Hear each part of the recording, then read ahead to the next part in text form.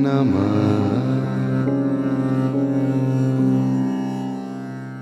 मे 1 तारिख 2022 मसीहा प्रतिदिन परी पवित्र गंगा नदीर पूर्व दिगरे हेउथिबा सूर्यर प्रथम आलोक बेलूरଠାରେ अवस्थित श्रीरामकृष्णଙ୍କ मंदिरर चूड़ाକୁ स्पर्श करिगला। स्वर्णाभ आलोकरे प्रवाहमान गंगा को साक्षी रखी 125तम वर्षरे पदार्पण कला रामकृष्ण मिशन। श्री रामकृष्ण संघ प्रतिष्ठा करी स्वामी विवेकानंद कहिथिले, एबेठारू 1500 वर्ष पर्यंत श्रीरामकृष्ण भावतरंग समग्र विश्व को आच्छन्न करिब। सेई संघ आज इतिहासर एक संधिक्षण रे उपस्थित होईछि।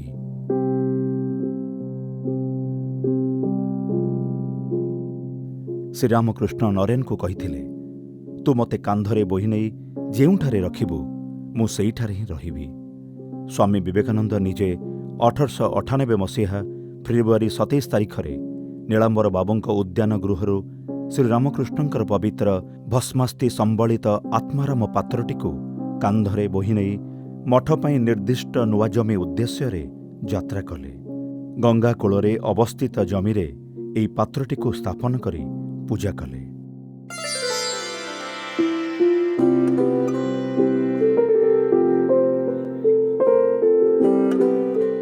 गंगार पश्चिम तीर दक्षिणेश्वर कोणाकोणी विपरीत पटे थिबा एही जमीटी सेतेबेले मध्य किणा होई न थाए। 1898 मसीहा मार्च 4 तारिखरे जमीटी किणा हला।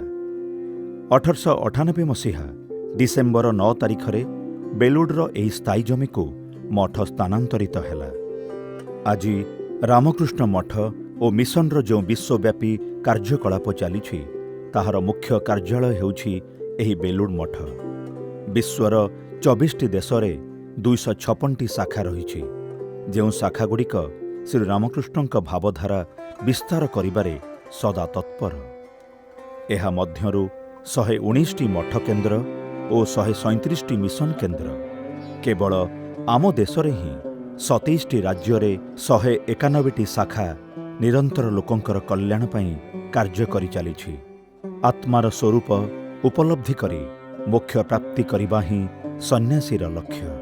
गुरु श्री रामकृष्णଙ୍କ शिक्षारे स्वामी विवेकानंद ताहा सहित जोग करिदेले। मानव सेवा और जगत कल्याण सन्यासीर साधनार लक्ष्य केवल निजर मुक्तिरे ही सीमाबद्ध रहिला नहीं, ताहा होई उठिला बहुजन हिताय बहुजन सुखाय। स्वामीजी रामकृष्ण मठ और मिशनर लक्ष्य स्थिर करी कहिले, आत्मोन्मुख्यार्थं जगत हिताय च, अर्थात निजर मुक्ति और जगतर कल्याण हेब एही जुग्म संस्थार लक्ष्य। श्री रामकृष्णଙ୍କ मुखरे ही नरेंद्रनाथ प्रथमे शुणिथिले, जीवे दया नुहे शिव ज्ञाने जीवर सेवा। सेई दिन ही से प्रतिज्ञा करिथिले, जो अद्भुत आलोक से आज श्री रामकृष्णଙ୍କ कथारे खोजी पाइले दिने सारा जगतरे ताहा प्रचार करिबे। ब्रह्मठारु कीट परमाणु सर्वभूते सेही प्रेममय, मन प्राण शरीर अर्पण कर सखे एमानंक पदे, बहुरूपे सम्मुखे तुमर छाड़ी काई खोजुछ ईश्वर, जीवे प्रेम करे जेउ जन सेही जन सेवई ईश्वर। श्री रामकृष्ण कहुथिले, सत्य कथा ही कଳି जुगर तपस्या। विवेकानंद मध्य कहिछंती, सत्य पाई सबु किछि त्याग करा जाए, किंतु अन्य कौनसी जिनिस पाई सत्य को त्याग करा जाए नहीं। सत्यर प्रयोजन रे आदर्शर प्रयोजन रे श्री रामकृष्ण और विवेकानंद सर्वदा अन्य मानक ठारू भिन्न पथरे चलिछंती। जो धात्री मांक हाथरे गदाधरଙ୍କ जन्म सेई धनी कमारुणी को से कथा देइथिले जे उपनयन बेले प्रथम भिक्षा तांक हाथरू ग्रहण करिवे, किंतु ब्राह्मण पिला उपनयन रे अब्राह्मण तथा कथित अंत्यज श्रेणीर महिला भिक्षा माँ हेबे। 186 वर्ष पूर्वर पल्ली समाज ताहा ग्रहण करिब किपरि? तेणु प्रबल बाधा उपजिला, किंतु 9 वर्षर बालक गदाधर तांकर परिवार लोकंकु बुझेइबारे सक्षम हेले। ब्राह्मणत्वर सबुठारु गुरुत्वपूर्ण शर्त हेउछि सत्यनिष्ठा। तेणु धनी कमारुणी को देइथिबा कथा रक्षा न करी ସତ୍ୟଭଙ୍ଗ କରି ସେ ବ୍ରାହ୍ମଣ ହୋଇପାରିବେ ନାହିଁ। ପ୍ରାୟ 200 ବର୍ଷ ପୂର୍ବର ସମାଜ ସେଦିନ 9 ବର୍ଷ ବାଳକ ନିକଟରେ ହାର ମାନିଥିଲା। ଶ୍ରୀରାମକୃଷ୍ଣ ଭାରତର ତତ୍କାଳୀନ ରାଜଧାନୀ କଲିକତାର ଉପକଣ୍ଠରେ ଦକ୍ଷିଣେଶ୍ୱର ମନ୍ଦିରରେ ବସି ଉଚ୍ଚାରଣ କଲେ ସମସ୍ତ ସଂକୀର୍ଣ୍ଣତାରୁ ଊର୍ଦ୍ଧ୍ୱକୁ ଉଠିବାର ସେହି ଅମୋଘ ମନ୍ତ୍ର, ଯେତେ ମତ ସେତେ ପଥ। ଆଜି ଯେଉଁ ଇନକ୍ଲୁସିଭିଟିର କଥା ସାରା ବିଶ୍ୱ କହେ, ତାହାର ପୂର୍ଣ୍ଣାଙ୍ଗ ପ୍ରତିଛବି 150 ବର୍ଷ ପୂର୍ବେ ଶ୍ରୀରାମକୃଷ୍ଣଙ୍କ ସେହି କଥାରେ ଆମେ ଦେଖିବାକୁ ପାଉ। ଯିଏ ସନାତନ ଧର୍ମର ବିଶ୍ୱସ୍ତ ପ୍ରତିଭୁ, ସେ ଏହିପରି ଭାବରେ ହିଁ ଆଧୁନିକ ଲୋକଙ୍କର ପ୍ରତିନିଧି ହୋଇ ଉଠିଲେ। ଶ୍ରୀରାମକୃଷ୍ଣଙ୍କ ପରି ସ୍ୱାମୀ ବିବେକାନନ୍ଦ ମଧ୍ୟ ଛୋଟବେଳୁ ଥିଲେ ଗଭୀର ସତ୍ୟନିଷ୍ଠ ଓ ଅନିସନ୍ଧିତ୍ସୁ। କଲିକତାର ଶିମୁଳିଆ ପଲ୍ଲୀରେ ବିଶ୍ୱନାଥ ଦତ୍ତଙ୍କର ଶିଶୁପୁତ୍ର ବିଲେ ଏକ ଅଦ୍ଭୁତ ପରୀକ୍ଷା କଲେ। ବାପାଙ୍କର ବୈଠକଖାନାରେ ବିଭିନ୍ନ ଲୋକଙ୍କ ପାଇଁ ରହିଥିବା ଅଲଗା ଅଲଗା ହୁକାରେ ମୁହଁ ଲଗାଇ ଦେଖିବାକୁ ଲାଗିଲେ ଜାତି ଯାଏ କି ନାହିଁ। ଗଲେ କିପରି ଯାଏ? ଭବିଷ୍ୟତର ବିବେକାନନ୍ଦଙ୍କ ମଧ୍ୟରେ ଯେଉଁ ଯୁକ୍ତିବାଦୀ ସତ୍ୟ ସନ୍ଧାନୀ ମନର ପରିଚୟ ମିଳିବ, ହୁକା ଟାଣିବା ଘଟଣାରେ ତାହାର ହିଁ ଉନ୍ମେଷ ଆମେ ଦେଖୁ। ସ୍ୱାମୀ ବିବେକାନନ୍ଦ ରାମକୃଷ୍ଣ ମିଶନକୁ ଏପରି ଭାବରେ ରୂପ ଦେଇଛନ୍ତି, ଯଦ୍ୱାରା ଶ୍ରୀରାମକୃଷ୍ଣ ଓ ପ୍ରାଚୀନ ଋଷିଗଣଙ୍କର ଆଧ୍ୟାତ୍ମିକ ଉପଲବ୍ଧି ପ୍ରତ୍ୟେକଙ୍କ ଦୈନନ୍ଦିନ ଜୀବନରେ ବାସ୍ତବ ହୋଇଉଠେ। ଆଧ୍ୟାତ୍ମିକତାର ଏହା ଏକ ନୂତନ ରୂପ, ଯାହାର ସାର୍ଥକ ପ୍ରକାଶ ଘଟେ ଜାତି, ଧର୍ମ, ଦେଶ ନିର୍ବିଶେଷରେ ସମସ୍ତ ଲୋକଙ୍କ ସେବାରେ ଏବଂ ପୂଜାର ନିଷ୍ଠା ନେଇ ପ୍ରତିଟି କାର୍ଯ୍ୟ କରିବା ମାଧ୍ୟମରେ। ସ୍ୱାମୀଜୀ ଆଧ୍ୟାତ୍ମିକତାର ଏହି ନୂଆ ରୂପର ନାଁ ଦେଇଛନ୍ତି ପ୍ରାକ୍ଟିକାଲ ବେଦାନ୍ତ ବା କର୍ମଜୀବନରେ ବେଦାନ୍ତ। ରାମକୃଷ୍ଣ ମଠ ଓ ମିଶନ ଗତ 125 ବର୍ଷ ଧରି ଏହି କର୍ମଜୀବନରେ ବେଦାନ୍ତର ଧାରକ ଓ ବାହକ ରୂପରେ ବିରାଜିତ। ଏହି ଯୁଗ୍ମ ସଂଗଠନ ସର୍ବଧର୍ମ ସମନ୍ୱୟ ଓ ସେବାର ଭାବକୁ ଅବଲମ୍ବନ କରି ବିଶ୍ୱବ୍ୟାପୀ କାର୍ଯ୍ୟ କରି ଚାଲିଛି। ଏହା ଏକ ଅନନ୍ୟ ଆଧ୍ୟାତ୍ମିକ ସଂଗଠନ, ଯାହା ସକଳ ଅର୍ଥରେ ଅସାମ୍ପ୍ରଦାୟିକ ଓ ଅରାଜନୈତିକ। ସ୍ୱାମୀ ବିବେକାନନ୍ଦ ଯାଇ ଦେଖିଥିଲେ ଏବଂ ଆମେରିକାରେ ସେ ଅନୁଭବ କରିଥିଲେ ଆମେରିକା ଓ ୟୁରୋପରେ ମେଟେରିଆଲ ହେଲ୍ପର ଦରକାର ନାହିଁ, ସେଠାରେ ସ୍ପିରିଚୁଆଲ ହେଲ୍ପ ଅବଶ୍ୟ ଦରକାର। ଆମେରିକା ହେଉ ବା ୟୁରୋପ ହେଉ, ସେଠାରେ ଯେଉଁ ସେବାର ମେନ୍ ଥାଷ୍ଟ ତାହା ହେଉଛି ସ୍ପିରିଚୁଆଲ ଟିଚିଂ। ପୁଣି ଏପରି କୌଣସି ଦେଶ ଅଛି ଯାହା ରାମକୃଷ୍ଣ ମଠ ଓ ମିଶନର କାର୍ଯ୍ୟର ପରିଧି ମଧ୍ୟରେ, ଯେପରି South Africa, Zambia, Fiji, Sri Lanka, Bangladesh, ଯେଉଁଠାରେ ଉଭୟର ହିଁ ପ୍ରୟୋଜନ ରହିଛି। ସେଠାରେ ଆଧ୍ୟାତ୍ମିକ ପ୍ରଚାର ତ ହେଉଛି, ତା ସଙ୍ଗରେ ସ୍କୁଲ, କଲେଜ, ମେଡ଼ିକାଲ ସେବା, ତ୍ରାଣ କାର୍ଯ୍ୟ ଏସବୁ ମଧ୍ୟ ହେଉଛି। ଶ୍ରୀରାମକୃଷ୍ଣଙ୍କ ଦେହତ୍ୟାଗ ପରେ ପରିବ୍ରାଜକ ହୋଇ ବାହାରି ପଡ଼ିଥିଲେ ସ୍ୱାମୀ ବିବେକାନନ୍ଦ। ତାଙ୍କର ଭାରତ ଭ୍ରମଣ କେବଳ ପରିବ୍ରାଜନ ନୁହେଁ, ଏହା ହେଲା ଭାରତକୁ ଆବିଷ୍କାର କରିବା। ଏହି ଭାରତ ପରିକ୍ରମା ସମୟରେ ଭାରତର ଶକ୍ତି ଓ ଦୁର୍ବଳତା, ବିପଦ ଓ ସମ୍ଭାବନା ଉଭୟ ସେ ଆବିଷ୍କାର କରିଥିଲେ। ଦେଶର ନାନା ପ୍ରାନ୍ତରେ କେବେ ଅନାହାରରେ ମୃତପ୍ରାୟ ହୋଇ, କେବେ ବା ରାଜାଙ୍କ ଆତିଥ୍ୟରେ ଭାରତର ଅନ୍ତରାତ୍ମା ସହିତ ପରିଚିତ ହୋଇଥିଲେ ସ୍ୱାମୀ ବିବେକାନନ୍ଦ। 1893 ମସିହା ସେପ୍ଟେମ୍ବର 11 ତାରିଖରେ ସେ ବିଶ୍ୱ ଧର୍ମ ମହାସଭାରେ ତାଙ୍କର ପ୍ରଥମ ଭାଷଣ ଦେଇଥିଲେ। ଏହି ଭାଷଣଟି ତାଙ୍କୁ ଅଖ୍ୟାତ ସନ୍ନ୍ୟାସୀରୁ ସମଗ୍ର ଆମେରିକାରେ ବିଖ୍ୟାତ କରିଦେଲା। କିନ୍ତୁ ସେହି ରାତିରେ ମଖମଲ ବିଛଣାରେ ସେ ଶୋଇପାରି ନାହାନ୍ତି। ଚଟାଣରେ ଶୋଇ ସାରା ରାତି ସେ ଦେଶର ଅନାହାର କ୍ଳିଷ୍ଟ ଲୋକମାନଙ୍କ ପାଇଁ ଅଶ୍ରୁ ବିସର୍ଜନ କରିଛନ୍ତି ଏବଂ ବାରମ୍ବାର ଈଶ୍ୱରଙ୍କୁ ପ୍ରାର୍ଥନା କରିଛନ୍ତି, ଯଦ୍ୱାରା ସେ ତାଙ୍କର ସ୍ୱଦେଶବାସୀଙ୍କର ସେବା କରିପାରନ୍ତି। ଆଜିଠାରୁ ଅନେକ ବର୍ଷ ପୂର୍ବେ ସ୍ୱାମୀଜୀ ବୁଝିଥିଲେ, ଜନସାଧାରଣଙ୍କୁ ଯଦି ଆତ୍ମନିର୍ଭରଶୀଳ ହେବାକୁ ଶିଖା ନଯାଏ, ତେବେ ଜଗତର ସମଗ୍ର ଐଶ୍ୱର୍ଯ୍ୟ ଭାରତର ଗୋଟିଏ କ୍ଷୁଦ୍ର ଗ୍ରାମ ପାଇଁ ମଧ୍ୟ पर्याप्त हेब नाही। से आहुरी कहिथिले भारतर अनेक समस्या रहिछि ताहा ठीक, किंतु एपरि गोटिए भी समस्या नाही जहा शिक्षार जादुमंत्र बलरे दूर करा जाई पारिबो नाही। तेणु रामकृष्ण मिशन केवल अन्न सेवा बा चिकित्सा सेवा मध्यरे निजको सीमित करी रखि नाही। गोटिए डीम्ड विश्वविद्यालय सह विश्वव्यापी रहिछि 540टी स्कूल और कॉलेज।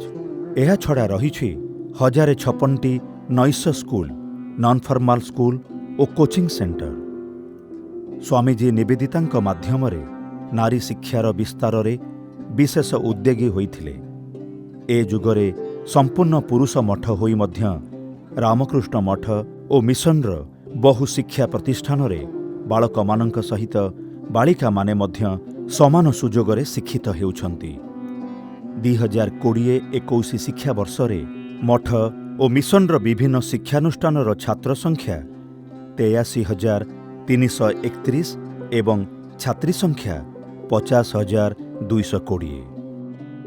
এই विशाल शिक्षा व्यवस्था परिचालना करने गत वर्ष खर्च होइथिला प्राय 451 कोटी टंका। एहा छड़ा केते लक्ष लोक प्रति वर्ष विभिन्न धरणर शिल्प प्रशिक्षण प्रकल्प, कर्मशाला और सेमिनार माध्यमरे प्रत्यक्ष भावरे उपकृत होइछंती। एहा सन्यासी मानकर एकनिष्ठ परिश्रम एवं 125 वर्षर अभिज्ञतार भित्तिरे गढ़ी उठिथिबा एक सुशृंखलित संगठन। एही दुईटे मिसी रामकृष्ण मिशन प्रतिनियत विश्वर विपुल संख्यक लोकंकु स्वाक्षर और स्वनिर्भर करी गढ़ुछि। सहर पाखापाखि ग्रामीण एवं प्रांतिक अंचल मध्य शिक्षार प्रसार रे सेमानकर विभिन्न उद्योग रहिछि। उत्तर पूर्वांचल रे रामकृष्ण मठ और मिशनर प्राय 15टी केन्द्र अछि, जेउथिरु 8टी केन्द्र संपूर्ण रूपे आदिवासी मानक सेवारे नियोजित अछि। 50 वर्ष पूर्वे एठाकु छोट पिला माने आसु नथिले। लोके धनुतीर नहीं साधु मानकु तड़ुथिले। सेतबेले साधु माने जाई लाइन देउथिले आ कहूथिले तुम मानकर पिला मानकु दियो, आमे पाठ पढ़ाइबु। वर्तमान किंतु सेमाने निजे आसी लाइन दियंती और कहंती आम मानक पिलांकु टिके पाठ पढ़ाइबार व्यवस्था करंतु। मेघालयर चेरापुंजी और शिलंग, अरुणाचल प्रदेशर नरोत्तम नगर, आलो और ईटानगर केन्द्रगुड़िक एक्सक्लूसिवली आदिवासी मानकर शिक्षा और स्वास्थ्यर सेवा करुछंती। स्वामीजी जो कर्मकांडर प्रदीप प्रज्वलन करि जाइछंती ताहार आलोक आज सारा विश्व को आलोकित करुछि। बेलुड़ मठरे प्रवेश करी दक्षिण दिगरे थिबा एई घरु ही विश्वव्यापी विपुल कार्यकलाप परिचालित हुए। संघाध्यक्षଙ୍କୁ केन्द्र करी गवर्निंग बॉडी एवं ट्रस्टी बॉडीर सदस्य माने नित्य सारा विश्व थिबा संघ परिचालनार कार्य करि चलिछंती। 7 वर्ष अतिक्रम करी मध्य जो प्रतिष्ठान लोकंकर सेवार प्रदीप जाली रखिछि ताहार सलिता प्रस्तुत करिबार कार्य निज हातरे शुभारंभ करिथिले श्री रामकृष्ण। दक्षिणेश्वरे ताहार अंकुरोद्गम होइथिला। प्रथमे श्यामपुकुरे और परे काशीपुर उद्यान गृहरे श्री रामकृष्णଙ୍କ रोगशज्या को घेरी ताहा क्रमशः स्पष्ट रूप पाउथिला। गलारे कैंसर नहीं श्री रामकृष्ण 1885 मसीहा डिसेम्बर 11 तारिखरे श्रीमां शारदा देवी और केतेक त्यागी शिष्यंक सह काशीपुर उद्यान गृह को चली आसीथिले।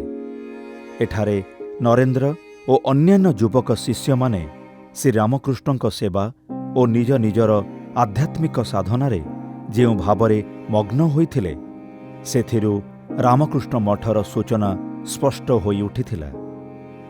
248 दिन एही गृहरे बास करी मानव लीला संवरण कले श्री रामकृष्ण। आउ एही केतोटी दिन रे ही निज हातरे मठर रूप आंकी देइथिले। एठारे ही 11 जन त्यागी शिष्यंकु निज हातरे गेरुआ वस्त्र प्रदान करिथिले श्री रामकृष्ण। तापरे नरेन को चिन्हित करिगले भविष्यत संघर नेता रूपे।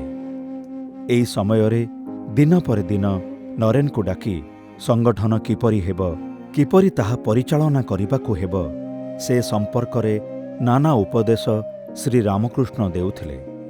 କଥିତ ଅଛି, ମହାସମାଧିର କିଛିଦିନ ପୂର୍ବରୁ ଅଲୌକିକ ଉପାୟରେ ନରେନ୍ଦ୍ରନାଥଙ୍କ ଭିତରେ ଶକ୍ତି ସଞ୍ଚାର କରି ଶ୍ରୀରାମକୃଷ୍ଣ କହିଥିଲେ, ଆଜି ଯଥା ସର୍ବସ୍ୱ ତତେ ଦେଇ ଫକୀର ହୋଇଗଲି, ତୁ ଏହି ଶକ୍ତି ଦେଇ ଜଗତର କଲ୍ୟାଣ କରିବୁ। 1886 ମସିହା ଅଗଷ୍ଟ 16 ତାରିଖରେ ଶ୍ରୀରାମକୃଷ୍ଣ ଦେହତ୍ୟାଗ କଲେ। ଶ୍ରୀରାମକୃଷ୍ଣଙ୍କର ଆହ୍ୱାନରେ ଯେଉଁ ଶିଷ୍ୟ ଦଳ ପ୍ରବଳ ଉଦ୍ଦୀପନାରେ ନିଜ ନିଜର ଗୃହତ୍ୟାଗ କରି ଶ୍ରୀରାମକୃଷ୍ଣଙ୍କର ଆଶ୍ରୟ ଗ୍ରହଣ କରିଥିଲେ, ସେମାନେ ନିରୁପାୟ ହୋଇ ନିଜ ନିଜ ଗୃହକୁ ଫେରିଗଲେ।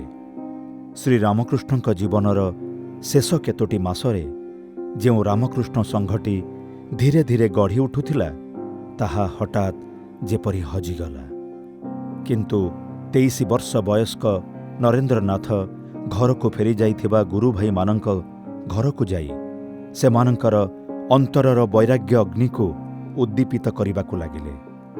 ଏହି ସମୟରେ ଦିନେ ଶ୍ରୀରାମକୃଷ୍ଣଙ୍କର ଗୃହୀ ଶିଷ୍ୟ ସୁରେନ୍ଦ୍ରନାଥ ମିତ୍ର ନରେନ୍ଦ୍ରନାଥଙ୍କ ନିକଟକୁ ଆସି ପ୍ରସ୍ତାବ ଦେଲେ ଯେ ସେ ଯେପରି ଗୋଟିଏ ଘର ଭଡ଼ା କରନ୍ତି, ଯେଉଁଠାରେ ଶ୍ରୀରାମକୃଷ୍ଣଙ୍କର ତ୍ୟାଗୀ ଶିଷ୍ୟମାନେ ଏକତ୍ରିତ ରହି ତାଙ୍କର ପ୍ରଦର୍ଶିତ ମାର୍ଗରେ ସାଧନ ଭଜନ କରିବେ ଏବଂ ଗୃହୀ ଶିଷ୍ୟମାନେ ସେମାନଙ୍କ ପାଖକୁ ଆସି ଆଧ୍ୟାତ୍ମିକ ପ୍ରସଙ୍ଗ କରି ତୃପ୍ତ ହେବେ। ଏହାପରେ ଅଚିରେ ହିଁ ସୁରେନ୍ଦ୍ରନାଥଙ୍କ ପୃଷ୍ଠପୋଷକତାରେ ବରାହନଗର ଅଞ୍ଚଳରେ ପାରମାଣିକ ଘାଟ ରୋଡ଼ରେ ଗୋଟିଏ ଜୀର୍ଣ୍ଣ ଗୃହ ଭଡ଼ାରେ ନିଆହେଲା। ଶ୍ରୀରାମକୃଷ୍ଣଙ୍କ ତ୍ୟାଗୀ ଶିଷ୍ୟମାନଙ୍କ ମଧ୍ୟରୁ ତାରକନାଥ ଓ ବୁଢ଼ା ଗୋପାଳ ସର୍ବପ୍ରଥମେ ଗୃହତ୍ୟାଗ କରି ଆସି ଏଠାରେ ବାସ କରିବାକୁ ଆରମ୍ଭ କଲେ। ଧୀରେ ଧୀରେ ଆସି ଜୁଟିଲେ ନରେନ, ରାଖାଲ, କାଳୀପ୍ରସାଦ, ଶରତ ଏବଂ ଶଶୀ। ଏମାନଙ୍କ ସାଙ୍ଗରେ ଯୋଗଦେଲେ ନିରଞ୍ଜନ, ବାବୁରାମ, ସୁବୋଧ, ଶାରଦା ପ୍ରସନ୍ନ, ଯୋଗିନ, ଲାଟୁ ଏବଂ ଗଙ୍ଗାଧର। 1887 ମସିହା ଜାନୁଆରୀ ମାସର କୌଣସି ଏକ ସକାଳେ ନରେନ୍ଦ୍ରଙ୍କ ନେତୃତ୍ୱରେ ତ୍ୟାଗୀ ଶିଷ୍ୟମାନେ ବିରଜା ହୋମ କରି ଆନୁଷ୍ଠାନିକ ଭାବରେ ସନ୍ନ୍ୟାସ ଗ୍ରହଣ କଲେ। ବରାହନଗର ମଠରେ ନବୀନ ସନ୍ନ୍ୟାସୀମାନଙ୍କର ନିତ୍ୟ ସଙ୍ଗୀ ଥିଲା ତୀବ୍ର ଅନଟନ। କିନ୍ତୁ ବୈରାଗ୍ୟ ଓ ଭଗବତ ଲାଭର ଆକାଂକ୍ଷାରେ ସବୁକିଛି ଭାସି ଯାଇଥିଲା। ସ୍ୱାମୀ ପ୍ରେମାନନ୍ଦଙ୍କ ଭାଷାରେ ଗୋଟିଏ ଓଳି ଭାତ କେବେ ଜୁଟୁଥିଲା ତ କେବେ ପୁଣି ଜୁଟୁନଥିଲା। ବାସନକୁସନ କିଛି ନଥିଲା। ଜଙ୍ଗଲୀ କୁନ୍ଦୁରି ପତ୍ର ସିଝା ଓ ଭାତ, ତାହା ପୁଣି ଶଙ୍ଖ ସାରୁର ପତ୍ରରେ ଢାଳି ଖିଆ ହେଉଥିଲା। ଏସବୁ କଷ୍ଟକୁ ଭ୍ରୂକ୍ଷେପ କରୁନଥିଲୁ। ପୂଜା, ଜପ, ଧ୍ୟାନ, କୀର୍ତ୍ତନରେ ମନ ମତ୍ତ ହୋଇ ରହୁଥିଲା। 1892 ମସିହା ଫେବୃଆରୀ 29 ତାରିଖ ଶ୍ରୀରାମକୃଷ୍ଣଙ୍କର ଜନ୍ମତିଥି।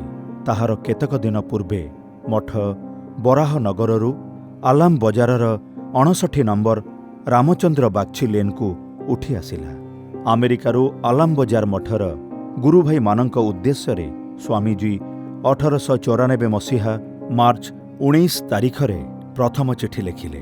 ତା ପରଠାରୁ ସ୍ୱାମୀଜୀ ଏକାଧିକ ଚିଠିରେ ଗୁରୁଭାଇମାନଙ୍କୁ ଆହ୍ୱାନ କରିଛନ୍ତି ଜଗତ ହିତାୟ ଆତ୍ମଦାନ କରିବାକୁ। ସେମାନେ ଯେପରି ଦରିଦ୍ର ଓ ପଦଦଳିତ ଲୋକମାନଙ୍କୁ ନରନାରାୟଣ ଜ୍ଞାନରେ ସେବା କରନ୍ତି।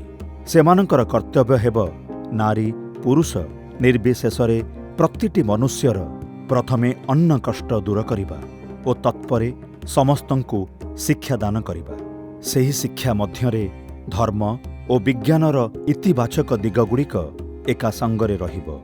ସେହି ଶିକ୍ଷା ମନୁଷ୍ୟକୁ ଏକା ସଙ୍ଗରେ ଆତ୍ମନିର୍ଭରଶୀଳ ଓ ପରାର୍ଥପର କରି ଗଢ଼ିବ। ପାଶ୍ଚାତ୍ୟରେ ସ୍ୱାମୀଜୀ ଯେତେବେଳେ ଝଞ୍ଜାତୁଲ୍ୟ ଗୋଟିଏ ସହରରୁ ଅନ୍ୟ ସହରରେ ଭାରତର ବେଦାନ୍ତ ପ୍ରଚାର କରୁଥିଲେ, ସେତେବେଳେ ହିଁ ଗୁରୁଭାଇମାନଙ୍କୁ ଗୋଟିଏ ପରେ ଗୋଟିଏ ଚିଠି ଲେଖି ସେବା କାର୍ଯ୍ୟ ନିମିତ୍ତ ଉଦ୍ବୁଦ୍ଧ କରୁଥିଲେ। ସେହି କାର୍ଯ୍ୟ କରିବା ପାଇଁ ଯେଉଁ ସଂଗଠନର ପ୍ରୟୋଜନ, ସେ କଥା ସେମାନଙ୍କୁ ବାରମ୍ବାର ମନେ କରାଇ ଦେଉଥିଲେ। କେବଳ ସେତିକି ନୁହେଁ, ଭବିଷ୍ୟତର ସେହି ସଂଗଠନରେ ଗୁରୁଭାଇମାନେ କିଏ କେଉଁ ଦାୟିତ୍ୱ ନେବେ, ସେ ସମ୍ପର୍କରେ ପ୍ରାଥମିକ ନିର୍ଦ୍ଦେଶ ମଧ୍ୟ ସେ ଏହି ସମୟରେ ଦେଇଥିଲେ। ସ୍ୱାମୀଜୀ 1895 ମସିହାର ଜାନୁଆରୀ ମାସରେ ସ୍ୱାମୀ ବ୍ରହ୍ମାନନ୍ଦଙ୍କୁ ଲେଖିଥିଲେ, ଶଶୀ ଘରକରଣା ଦେଖୁ ସାନ୍ୟାଲ ଟଙ୍କା ପଇସା ବଜାରପତ୍ରର ଭାର ନେଉ, ଶରତ ସେକ୍ରେଟାରୀ ହେଉ, କେବଳ ସନ୍ନ୍ୟାସୀ ଗୁରୁଭାଇମାନଙ୍କୁ ନୁହେଁ, ଗୃହୀ ଶିଷ୍ୟମାନଙ୍କୁ ମଧ୍ୟ ଦାୟିତ୍ୱ ଭାଗ କରିଦେଇ ଲେଖିଲେ, ମହେନ୍ଦ୍ର ବାବୁଙ୍କୁ କହିବ ସେ ମୋର କଲିକତାର ଏଜେଣ୍ଟ। ସଂଗଠନର କାର୍ଯ୍ୟରେ କଲିକତା ସହିତ ମାଡ୍ରାସ ମଧ୍ୟ ସ୍ୱାମୀଜୀଙ୍କର ଖୁବ୍ ପସନ୍ଦର ଥିଲା। ମାଡ୍ରାସରେ ଜମି ସଂଗ୍ରହ ପାଇଁ ଶିଷ୍ୟ ଆଲସିଙ୍ଗା ପେରୁମଲଙ୍କୁ ସେ ଚିଠି ଲେଖିଲେ ଏବଂ କଲିକତାର ଜମି ପାଇଁ ସ୍ୱାମୀ ବ୍ରହ୍ମାନନ୍ଦଙ୍କୁ ଲେଖିଲେ, ଗୋଟିଏ ବିରାଟ ଜାଗା ଦରକାର, ଜମିର ଦାମ 10,000ରୁ 20,000 ଟଙ୍କା ପର୍ଯ୍ୟନ୍ତ ହେବା ଦରକାର, ଜମି ଗଙ୍ଗା କୂଳରେ ଥିବା ଆବଶ୍ୟକ। ସ୍ୱାମୀଜୀଙ୍କ ଭାବନାରେ ମଠ ହେବ ପ୍ୟୁରିଟି ଡ୍ରିଲିଂ ମେସିନ୍, ଅର୍ଥାତ୍ ପବିତ୍ରତାର ସାଧନ ଯନ୍ତ୍ର। ସେଠାରେ ଚାରିତ୍ରିକ ସମ୍ପଦ ଗଠନ କରିବାକୁ ହେବ, ଶକ୍ତିର ବିକାଶ ଘଟାଇବାକୁ ହେବ। ସେଦିନ ମଠବାସୀମାନଙ୍କ ପାଇଁ ସ୍ୱାମୀଜୀଙ୍କର ଯେଉଁ ଉପଦେଶ ଥିଲା, ତାହା ଚିରକାଳ ପାଇଁ ସତ୍ୟ। ଯୁଗେ ଯୁଗେ ପ୍ରତିଟି ମନୁଷ୍ୟର ଚେତନାର ଉନ୍ମେଷର ସେଇଟି ମୂଳମନ୍ତ୍ର, have faith in yourself, all power is in you, be conscious and bring it out. ନିଜ ଉପରେ ବିଶ୍ୱାସ ରଖ, ତମ ଭିତରେ ହିଁ ସମସ୍ତ ଶକ୍ତି ରହିଛି। ସଚେତନ ହୁଅ ଏବଂ ଆତ୍ମଶକ୍ତିର ଉନ୍ମେଷ ଘଟାଅ। ସ୍ୱାମୀଜୀଙ୍କର ପ୍ରେମପୂର୍ଣ୍ଣ ହୃଦୟ ଓ ତାଙ୍କର ଆଦର୍ଶ ପାଇଁ କଠୋର ଦୃଢ଼ତା, ଏହି ଉଭୟର ମେଳବନ୍ଧନରେ ହିଁ ରାମକୃଷ୍ଣ ମଠ ଓ ମିଶନର ଆତ୍ମନୋ ମୋକ୍ଷାର୍ଥଂ ଓ ଜଗତ୍ ହିତାୟ ଚ ବ୍ରତ ସାର୍ଥକ ଭାବରେ ରୂପାୟିତ ହୋଇଚାଲିଛି। ଶ୍ରୀରାମକୃଷ୍ଣଙ୍କର ଶିଷ୍ୟମାନେ ଯେତେବେଳେ ସାଧନାର ତୋଡ଼ରେ ଭାସି ଚାଲିଛନ୍ତି, ଗଢ଼ି ଉଠୁଛି ମଠର ଗୋଟିଏ ଗୋଟିଏ ସ୍ତମ୍ଭ, ସେତେବେଳେ ଅଲକ୍ଷ୍ୟରେ ଶ୍ରୀମା ଶାରଦା ଦେବୀ ତାଙ୍କର ଅପାର ସ୍ନେହ ଓ ମମତା ନେଇ ଏହି ମଠର ଛାତ ରୂପରେ ଛିଡ଼ା ହୋଇଥିଲେ। ଶ୍ରୀରାମକୃଷ୍ଣଙ୍କ ଦେହତ୍ୟାଗ ପରେ ସ୍ୱାମୀ ବିବେକାନନ୍ଦ ଜୀବନର ପ୍ରତିଟି ବଡ଼ ସିଦ୍ଧାନ୍ତ ନେବା ପୂର୍ବରୁ ଶାରଦା ଦେବୀଙ୍କର ଅନୁମତି ନେଇଛନ୍ତି। 1897 ମସିହା ଫେବୃଆରୀ 19 ତାରିଖରେ ଦିଗ୍ବିଜୟ ବୀରଙ୍କ ପରି ସ୍ୱାମୀ ବିବେକାନନ୍ଦ କଲିକତା ଫେରିଆସିଲେ। ସେ ଫେରିବାର କିଛି ଦିନ ମଧ୍ୟରେ ହିଁ ମାର୍ଚ୍ଚ ମାସରେ ଶାରଦା ଦେବୀଙ୍କ ସାଙ୍ଗରେ ଦେଖା କଲେ। ଶ୍ରୀମାଙ୍କୁ ସାଷ୍ଟାଙ୍ଗ ପ୍ରଣାମ ଏବଂ କୁଶଳ ବିନିମୟ ପରେ ସ୍ୱାମୀଜୀ ତାଙ୍କୁ କହିଲେ, ମା, ମୁଁ ତାଙ୍କର ବାଣୀ ପ୍ରଚାର କରିବାକୁ ଚାହେଁ।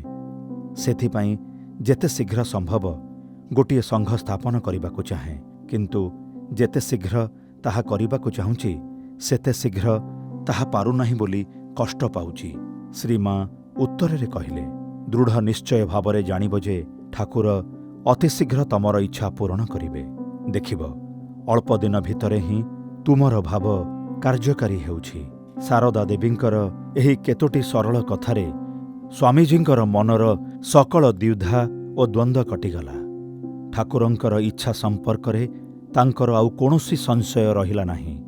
ଏହାର କିଛି ଦିନ ପରେ ଚାଲି ଆସିଲା ସେହି ମାହେନ୍ଦ୍ର କ୍ଷଣ। ମେ 1 ତାରିଖ 1897 ମସିହା କଲିକତାର ବାଗ ବଜାରରେ ବଳରାମ ବସୁଙ୍କ ଗୃହରେ ଶ୍ରୀରାମକୃଷ୍ଣଙ୍କର ତ୍ୟାଗୀ ଓ ଗୃହୀ ଭକ୍ତମାନଙ୍କୁ ନେଇ ସ୍ୱାମୀ ବିବେକାନନ୍ଦ ଏକ ସଭା ଡାକିଲେ। ସଭାର ଆରମ୍ଭରେ ହିଁ ସେ ଶ୍ରୀରାମକୃଷ୍ଣଙ୍କ ନାମରେ ଗୋଟିଏ ସଂଘ ସ୍ଥାପନର ପ୍ରସ୍ତାବ ଦେଲେ। ସେ କହିଲେ, ନାନା ଦେଶ ଭ୍ରମଣ କରି ମୋର ଧାରଣା ହୋଇଛି, ସଂଘ ବ୍ୟତୀତ କୌଣସି ମହାନ କାର୍ଯ୍ୟ ହୋଇପାରେ ନାହିଁ। ଆମେ ଯାହାଙ୍କ ନାମରେ ସନ୍ନ୍ୟାସୀ ହୋଇଛୁ, ଆପଣମାନେ ଯାହାଙ୍କୁ ଜୀବନର ଆଦର୍ଶ କରି ସଂସାର ଆଶ୍ରମରେ କାର୍ଯ୍ୟକ୍ଷେତ୍ରରେ ରହିଛନ୍ତି, ଯାହାଙ୍କର ଦେହ ଅବସାନର 20 ବର୍ଷ ମଧ୍ୟରେ ପ୍ରାଚ୍ୟ ଓ ପାଶ୍ଚାତ୍ୟ ଜଗତରେ ତାଙ୍କର ପୁଣ୍ୟ ନାମ ଓ ଜୀବନର ଆଶ୍ଚର୍ଯ୍ୟ ପ୍ରସାର ହୋଇଛି, ଏହି ସଂଘ ତାଙ୍କରି ନାମରେ ପ୍ରତିଷ୍ଠିତ ହେବ। ଉପସ୍ଥିତ ସମସ୍ତେ ସ୍ୱାମୀଜୀଙ୍କର ଏହି ପ୍ରସ୍ତାବକୁ ସମର୍ଥନ କଲେ। ମେ 5 ତାରିଖ ଦ୍ୱିତୀୟ ସଭାରେ ନୂଆ ସଂଘଟିର ନାମ ଘୋଷଣା କରାଗଲା। ଏହାର ନାମ ହେଲା ରାମକୃଷ୍ଣ ମିଶନ ଆସୋସିଏସନ। ସ୍ୱାମୀଜୀ ତାହାର ସାଧାରଣ ସଭାପତି ହେଲେ ଏବଂ କଲିକତା କେନ୍ଦ୍ରର ସଭାପତି ହେଲେ ସ୍ୱାମୀ ବ୍ରହ୍ମାନନ୍ଦ। ଏହାର 4 ବର୍ଷ ପରେ ସ୍ୱାମୀଜୀଙ୍କ ସମ୍ପାଦିତ ଗୋଟିଏ ଟ୍ରଷ୍ଟ ଡିଡ୍ ମାଧ୍ୟମରେ ରାମକୃଷ୍ଣ ମଠ ଆଇନଗତ ସ୍ୱୀକୃତି ଲାଭ କଲା।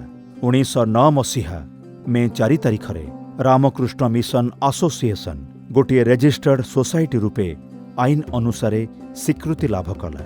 1897 ମସିହା ମେ 1 ତାରିଖରେ ପ୍ରତିଷ୍ଠିତ ହୋଇଥିବା ସଂଘର ସେବେଠାରୁ ଆଇନ ସମ୍ମତ ନାମ ହେଲା ରାମକୃଷ୍ଣ ମିଶନ। କଲିକତାରେ ମିଶନର କାର୍ଯ୍ୟ ଆରମ୍ଭ ହୋଇଥିଲେ ମଧ୍ୟ ସ୍ୱାମୀଜୀଙ୍କ ଇଚ୍ଛା ଅନୁଯାୟୀ ମାଡ୍ରାସରେ କାର୍ଯ୍ୟ ଆରମ୍ଭ କରାଯାଇ ପାରୁନଥିଲା। ସ୍ୱାମୀଜୀ ଏହି କାର୍ଯ୍ୟର ଦାୟିତ୍ୱ ଶଶୀ ମହାରାଜଙ୍କୁ ଦେଲେ। ସ୍ୱାମୀ ରାମକୃଷ୍ଣାନନ୍ଦ ଧୀରେ ଧୀରେ କରି ସେଠାରେ ସ୍ୱାମୀଜୀଙ୍କ ଇପ୍ସିତ ମଠ ଗଢ଼ି ତୋଳିଲେ। ସ୍ୱାମୀ ରାମକୃଷ୍ଣାନନ୍ଦ ଶ୍ରୀ ରାମକୃଷ୍ଣଙ୍କର ଏହି ଉଦାର ଚିନ୍ତାର ଆଲୋକରେ ସମସ୍ତ ଲୋକଙ୍କୁ ଏକତ୍ରିତ କରି ଦକ୍ଷିଣ ଭାରତରେ ବର୍ଣ୍ଣର ବାଧା ଭାଙ୍ଗିଦେବାର ପ୍ରକ୍ରିୟା ଆରମ୍ଭ କରିଥିଲେ। 14 ବର୍ଷରେ ସ୍ୱାମୀ ରାମକୃଷ୍ଣାନନ୍ଦଙ୍କ କାର୍ଯ୍ୟକଳାପ ସମଗ୍ର ଦକ୍ଷିଣ ଭାରତରେ ବିସ୍ତାରିତ ହୋଇଗଲା। ସେ ହିଁ ପ୍ରଥମେ ଜାତି, ଧର୍ମ, ବର୍ଣ୍ଣ ନିର୍ବିଶେଷରେ ଏକତ୍ର ଭଜନର ଆୟୋଜନ କରିଥିଲେ। ଦକ୍ଷିଣ ଭାରତ ଏହି ପ୍ରଥମ ଏପରି ଉଦାର ଚେତନା ଦେଖିଥିଲା, ଯେଉଁଠାରେ ସ୍ୱାମୀ ରାମକୃଷ୍ଣାନନ୍ଦଙ୍କ ପରି ଜଣେ ବ୍ୟକ୍ତି ସାଧାରଣ ଲୋକଙ୍କ ସହିତ ବସି ଆହାର କରିଥିଲେ। ମଠବାସୀ ସନ୍ନ୍ୟାସୀମାନେ ଦୀର୍ଘ ଦିନ ଧରି ସେବା କାର୍ଯ୍ୟ ସହିତ ଯୁକ୍ତ ଥିଲେ। କୁହାଯାଏ ଠାକୁରଙ୍କର ଶୁଶ୍ରୂଷା ଦେଇ ସେମାନଙ୍କର ସେବା କାର୍ଯ୍ୟର ସୂଚନା ହୋଇଥିଲା। ସ୍ୱାମୀଜୀଙ୍କର ମିଶନ ଭାବନା ମଧ୍ୟରେ ସେମାନଙ୍କର ସେହି ସମ୍ମିଳିତ ସେବାର ଭାବଟି ସହସ୍ର ଦଳ ରୂପରେ ବିକଶିତ ହେଲା। କଲିକତାରେ ଯେତେବେଳେ ରାମକୃଷ୍ଣ ମିଶନ ପ୍ରତିଷ୍ଠିତ ହେଲା, ତାହାର କେତେଦିନ ମଧ୍ୟରେ ସ୍ୱାମୀ ଅଖଣ୍ଡାନନ୍ଦ ପରିବ୍ରାଜକ ହୋଇ ମୁର୍ସିଦାବାଦ ଜିଲ୍ଲାର ମହୁଲା ଅଞ୍ଚଳରେ ଯାଇ ପହଞ୍ଚିଥିଲେ। ମୁର୍ସିଦାବାଦ ଜିଲ୍ଲା ସେତେବେଳେ ଦୁର୍ଭିକ୍ଷ ପୀଡ଼ିତ। ଦଳେ କ୍ଷୁଧାର୍ଥ ରୁଗ୍ଣ ଲୋକଙ୍କୁ ଦେଖି ସେମାନଙ୍କ ପାଇଁ କିଛି କରିବାର ତୀବ୍ର ଇଚ୍ଛା ସେ ଅନୁଭବ କଲେ। ଅନେକ ତାଙ୍କୁ ନିରୁତ୍ସାହ କଲେ ମଧ୍ୟ ସ୍ୱୟଂ ସ୍ୱାମୀଜୀ ତାଙ୍କୁ ଲେଖିଲେ, ସାବାସ୍ ବାହାଦୁର, ୱାହା ଗୁରୁ କି ଫତେହ। ଆନୁଷ୍ଠାନିକ ଭାବରେ ମିଶନ ଗଠିତ ହେବାର ଠିକ୍ 15 ଦିନରେ ଅର୍ଥାତ୍ 15 ମେ 1897 ମସିହାରେ ସ୍ୱାମୀ ଅଖଣ୍ଡାନନ୍ଦ ମହୁଲା ଗ୍ରାମରେ ଦୁର୍ଭିକ୍ଷ ପୀଡ଼ିତମାନଙ୍କ ମଧ୍ୟରେ ତ୍ରାଣ କାର୍ଯ୍ୟ ଆରମ୍ଭ କଲେ। ଏହା ହିଁ ରାମକୃଷ୍ଣ ମିଶନର ପ୍ରଥମ ସଂଗଠିତ ସେବା କାର୍ଯ୍ୟ। ଏହି ଘଟଣାର କିଛିଦିନ ଭିତରେ ବର୍ତ୍ତମାନର ବାଂଲାଦେଶର ଦିନାଜପୁରରେ ବିରଳ ଗ୍ରାମରେ ଦୁର୍ଭିକ୍ଷ ପୀଡ଼ିତମାନଙ୍କୁ ଅନ୍ନଦାନ ଆରମ୍ଭ ହେଲା। ଦେଓଘରରେ ମଧ୍ୟ ସନ୍ନ୍ୟାସୀମାନେ ଏକା ପ୍ରକାରର ତ୍ରାଣ କାର୍ଯ୍ୟ ଆରମ୍ଭ କଲେ। ଅକ୍ଟୋବର ମାସରେ ଦକ୍ଷିଣେଶ୍ୱର ଗ୍ରାମରେ ଅତ୍ୟଧିକ ବର୍ଷା ଯୋଗୁଁ ବିପନ୍ନ ଲୋକମାନଙ୍କ ମଧ୍ୟରେ ଚାଉଳ ବିତରଣ ଆରମ୍ଭ ହେଲା। ରାମକୃଷ୍ଣ ମିଶନ ଗଠିତ ହେବାର ଠିକ୍ ଗୋଟିଏ ବର୍ଷରେ 1898 ମସିହାର ମଝାମଝି କଲିକତାରେ ପ୍ଲେଗ୍ ରୋଗର ଲକ୍ଷଣ ଦେଖାଦେଲା। ସ୍ୱାମୀଜୀ ସେତେବେଳେ ଦାର୍ଜିଲିଂରେ ଥିଲେ। ସଙ୍ଗେ ସଙ୍ଗେ ସେ କଲିକତା ଫେରିଆସି ସନ୍ନ୍ୟାସୀ, ବ୍ରହ୍ମଚାରୀ ଓ ଭକ୍ତମାନଙ୍କୁ ନେଇ ଗୋଟିଏ ସଭା ଡାକିଲେ। ସେଥିରେ ସେ କହିଲେ, ମୃତ୍ୟୁ ଭୟ ତୁଚ୍ଛ କରି ଏସବୁ ପ୍ଲେଗ୍ ରୋଗୀମାନଙ୍କର ସେବା କରିବାକୁ ହେବ।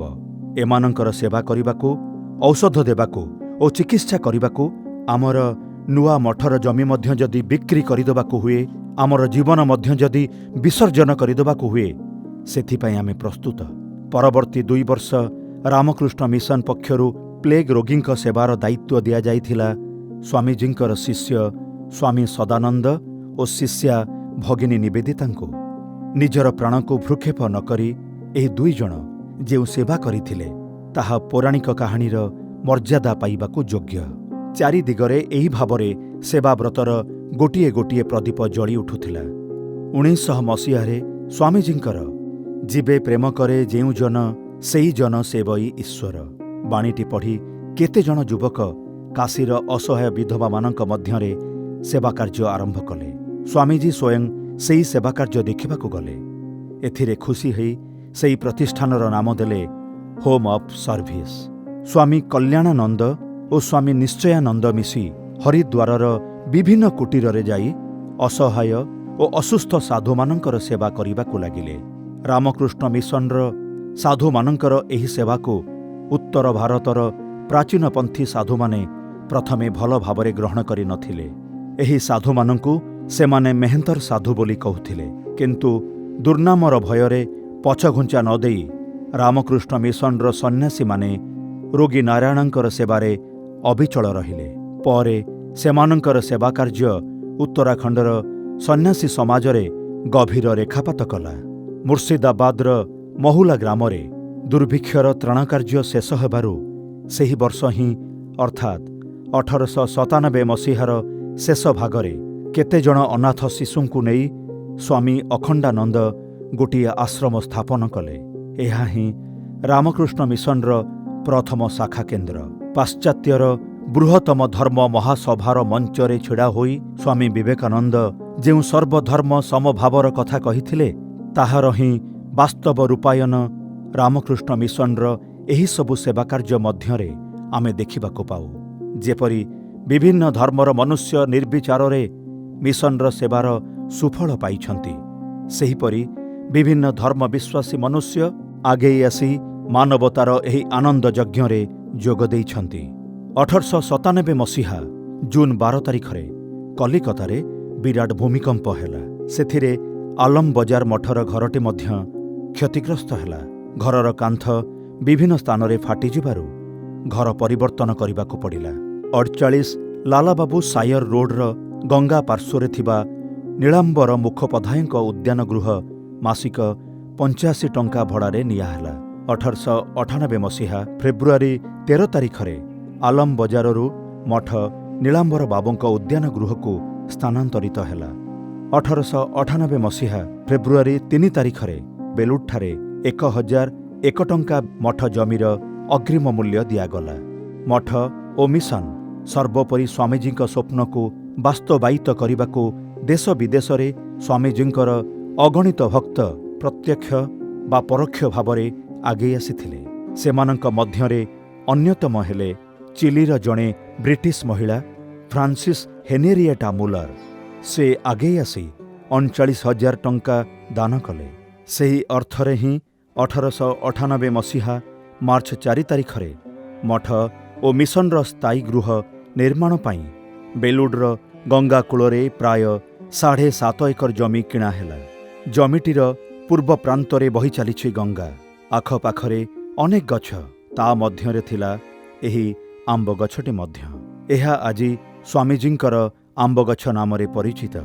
ଆଉ ଏହି 3ଟି ଦେବଦାରୁ ଗଛ ଜମିର ପ୍ରାୟ ଦକ୍ଷିଣ ପ୍ରାନ୍ତରେ ସ୍ୱାମୀଜୀଙ୍କ ମନ୍ଦିରର ଉତ୍ତର ପଶ୍ଚିମରେ ଛିଡ଼ା ହୋଇ ଆଜି ମଧ୍ୟ ଯେପରି ସେଦିନର କଥା କହିଯାଏ। ଫାଙ୍କା ଜମିଟିରେ ସେତେବେଳେ ଗୋଟିଏ ମାତ୍ର 1 ମହଲା ଘର ଓ କେତୋଟି କୋଠରୀ ଥିଲା। ପ୍ରଥମେ ଘରଟିକୁ ମରାମତି କରି 2 ତାଲା କରାହେଲା। ଏହା ସଙ୍ଗରେ ଯୁକ୍ତ ହେଲା ଆହୁରି କେତୋଟି କୋଠରୀ। ଦକ୍ଷିଣର ଏହି କୋଠରୀଟିରେ ହିଁ ସ୍ୱାମୀଜୀ ଜୀବନର ଶେଷ କେତୋଟି ବର୍ଷ ବିତେଇଥିଲେ।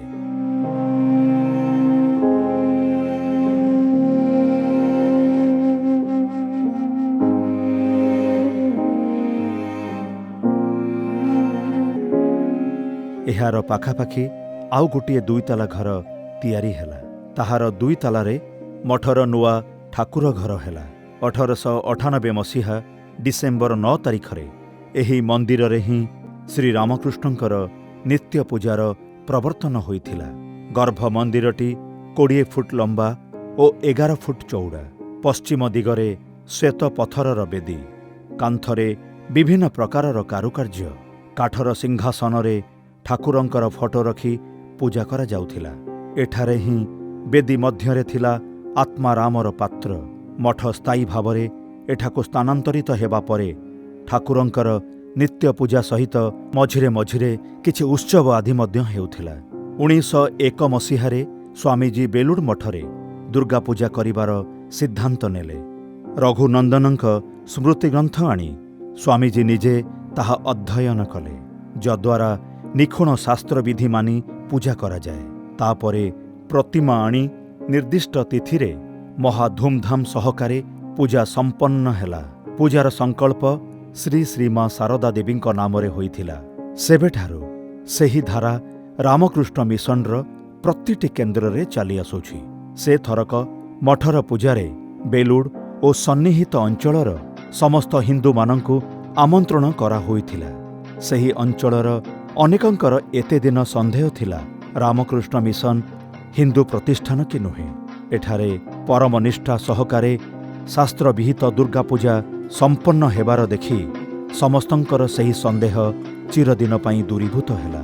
ସେଥରକ ଦୁର୍ଗା ପୂଜା ପରେ ଲକ୍ଷ୍ମୀ ପୂଜା ଓ କାଳୀ ପୂଜା ମଧ୍ୟ ହୋଇଥିଲା। ସେବେଠାରୁ ବେଲୁଡ଼ ମଠରେ ପ୍ରତିବର୍ଷ ଦୁର୍ଗା ପୂଜା ହୋଇଆସୁଛି।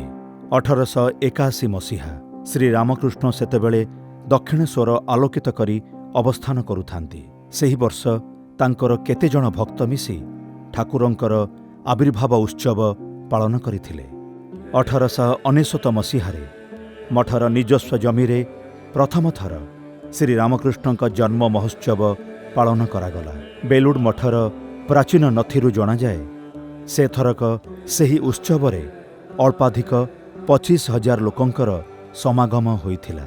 ଆଲମ ବଜାରଠାରେ ମଠ ଥିବା ସମୟରେ 1897 ମସିହାରେ ସ୍ୱାମୀ ଯୋଗାନନ୍ଦଙ୍କ ଉଦ୍ୟୋଗରେ ପ୍ରଥମ ଥର ଶ୍ରୀମା ଶାରଦା ଦେବୀଙ୍କର ଜନ୍ମତିଥିରେ ପୂଜା ଓ ହୋମର ପ୍ରବର୍ତ୍ତନ କରାହେଲା। ଶ୍ରୀ ଶ୍ରୀ ମାଙ୍କର ଦେହତ୍ୟାଗ ପରେ 1920 ମସିହାରେ ପ୍ରଥମେ ବେଲୁଡ଼ ମଠଠାରେ ଓ ବାଗ ବଜାରରେ ମାଙ୍କ ଘରେ ମାଙ୍କ ଜନ୍ମତିଥିରେ ଉତ୍ସବ ପାଳନ କରାଗଲା। ପରବର୍ଷ ଶାରଦା ଦେବୀଙ୍କର ଜନ୍ମତିଥି ଦିନ ମାଙ୍କର ସମାଧିସ୍ଥଳ ଉପରେ ଏହି ମନ୍ଦିରର ଉଦ୍ବୋଧନ ହେଲା। ସ୍ୱାମୀଜୀଙ୍କର ଦେହତ୍ୟାଗ ପରେ 1903 ମସିହା ଜାନୁଆରୀ 20 ତାରିଖରେ ବେଲୁଡ଼ ମଠରେ ପ୍ରଥମ ଥର ସ୍ୱାମୀଜୀଙ୍କର ଜନ୍ମ ଉତ୍ସବ ପାଳନ କରାହେଲା। 1905 ମସିହା ଫେବୃଆରୀ 5 ତାରିଖରେ କଲିକତାର ବିବେକାନନ୍ଦ ସୋସାଇଟି ସ୍ୱାମୀଜୀଙ୍କ ଜନ୍ମତିଥି ଉପଲକ୍ଷେ ବେଲୁଡ଼ର ମଠ ପ୍ରାଙ୍ଗଣରେ ଏକ ଜନସଭାର ଆୟୋଜନ କଲା। ସେହି ସଭାକୁ ଆଲୋକିତ କରି ସ୍ୱୟଂ ରବୀନ୍ଦ୍ରନାଥ ଠାକୁର ବକ୍ତୃତା ଦେଲେ।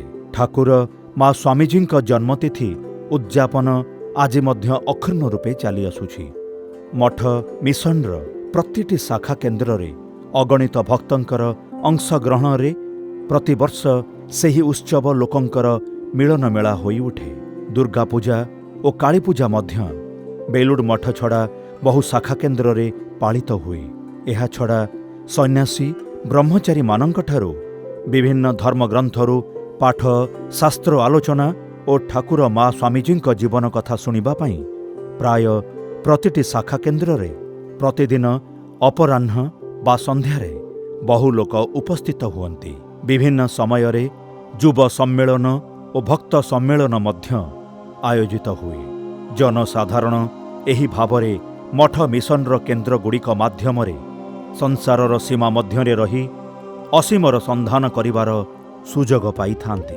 ଏହି ବିଷୟରେ ସେମାନଙ୍କର ବିଶେଷ ସହାୟକ ହୁଏ ମଠ ମିଶନରୁ ବିଭିନ୍ନ ଭାଷାରେ ପ୍ରକାଶିତ ବିପୁଳ ଗ୍ରନ୍ଥରାଶି ଏବଂ ସାମୟିକ ପତ୍ରପତ୍ରିକା। ବେଲୁଡ଼ ମଠର ପୂଜା ବା ଉତ୍ସବରେ ଆନନ୍ଦର ଶ୍ରୀବୃଦ୍ଧି କରେ ଖିଚୁଡ଼ି ପ୍ରସାଦ। ମଠର ଶାଖା କେନ୍ଦ୍ରଗୁଡ଼ିକ କ୍ଷେତ୍ରରେ ମଧ୍ୟ ଏକା କଥା ପ୍ରଯୋଜ୍ୟ। ଆଜି ବେଲୁଡ଼ ମଠର ପ୍ରତିଟି ଉତ୍ସବରେ ଲକ୍ଷାଧିକ ଭକ୍ତ ଯୋଗ ଦିଅନ୍ତି। କର୍ତ୍ତୃପକ୍ଷ ସର୍ବଦା ତତ୍ପର ଥାନ୍ତି, ଯଦ୍ୱାରା କୌଣସି ବ୍ୟକ୍ତି ପ୍ରସାଦ ବିହୀନ ଫେରି ନଯାଏ। ଭକ୍ତ ସେବାର ଏହି ବିରାଟ ଯଜ୍ଞ ଯେପରି ସୁସମ୍ପନ୍ନ ହୁଏ, ସେଥିପାଇଁ ବେଲୁଡ଼ ମଠର ରନ୍ଧନଶାଳାରେ ଆଧୁନିକ ପ୍ରଯୁକ୍ତି ସଂଯୋଜିତ ହୋଇଛି।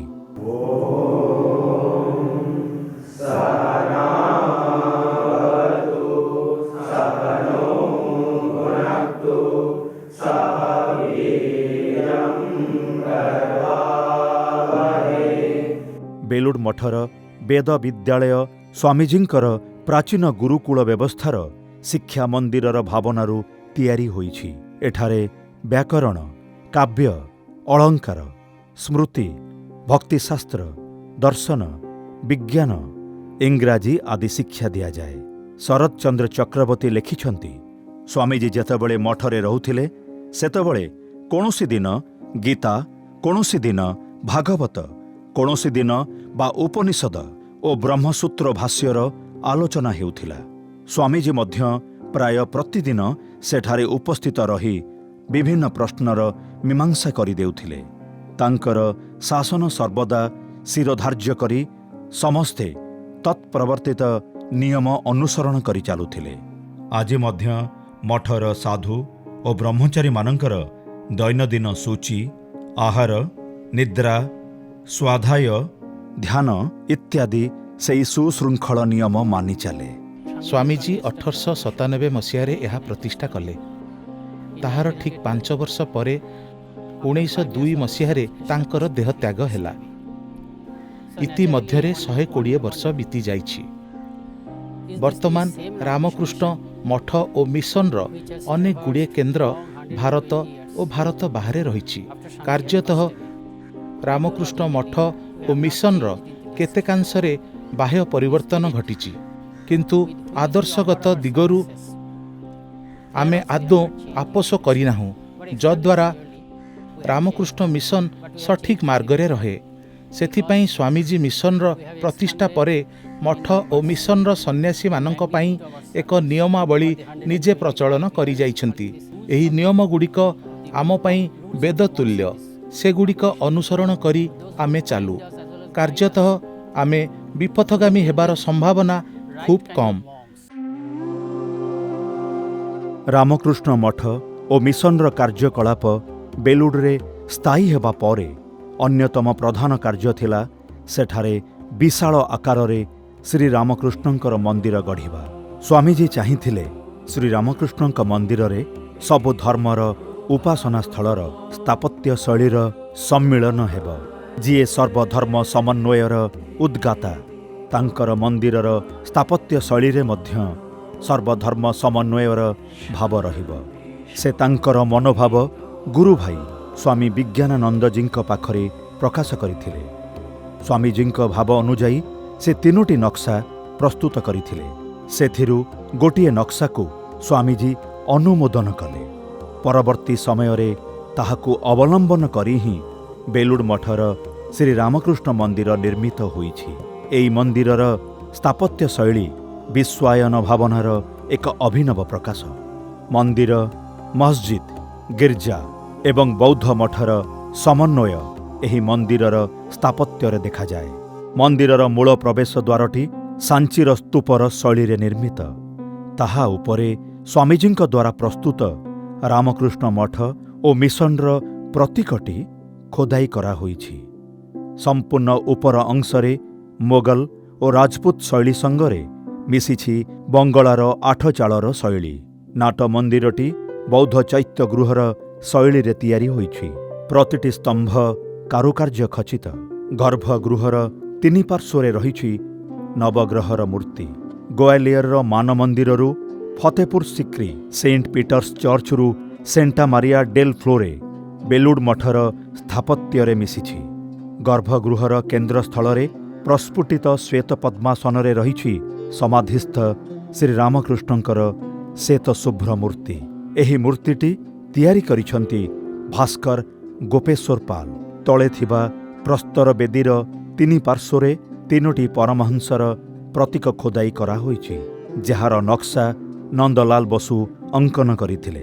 ସ୍ୱାମୀଜୀଙ୍କ ଦେହତ୍ୟାଗ ପରେ ଅର୍ଥାଭାବ ଯୋଗୁଁ 3 ଦଶକ ବିଳମ୍ବରେ 1935 ମସିହାରେ ବେଲୁଡ଼ରେ ଶ୍ରୀରାମକୃଷ୍ଣଙ୍କ ମନ୍ଦିରର ନିର୍ମାଣ କାର୍ଯ୍ୟ ଆରମ୍ଭ ହେଲା। ଏଥରକ ମଧ୍ୟ ପ୍ରମୁଖ ଆର୍ଥିକ ସାହାଯ୍ୟ ସ୍ୱାମୀଜୀଙ୍କର 2 ଜଣ ଆମେରିକାନ ଶିଷ୍ୟା ହେଲେନ୍ ରୁବେଲ୍ ଓ ଆନା ୱାଚେତ୍ସ୍କାରଙ୍କଠାରୁ ଆସିଲା। ସେମାନେ ରାମକୃଷ୍ଣ ପରିବାର ଅନ୍ତର୍ଭୁକ୍ତ ହୋଇ ଭକ୍ତି ଓ ଅନ୍ନପୂର୍ଣ୍ଣା ନାମରେ ପରିଚିତ ହୋଇଥିଲେ। 1938 ମସିହା ଜାନୁଆରୀ 14 ତାରିଖରେ ବର୍ତ୍ତମାନର ଶ୍ରୀରାମକୃଷ୍ଣ ମନ୍ଦିରର ଦ୍ୱାରୋଦ୍ଘାଟନ ହୋଇଥିଲା। ରାମକୃଷ୍ଣ ମଠ ଓ ମିଶନର ତତ୍କାଳୀନ ଅଧ୍ୟକ୍ଷ ସ୍ୱାମୀ ବିଜ୍ଞାନାନନ୍ଦ ମହାରାଜ ନିଜେ ଆତ୍ମାରାମର ପାତ୍ର ପୁରୁଣା ଠାକୁର ଘରୁ ନେଇ ଆସି ନୂଆ ମନ୍ଦିରରେ ସ୍ଥାପନ କଲେ।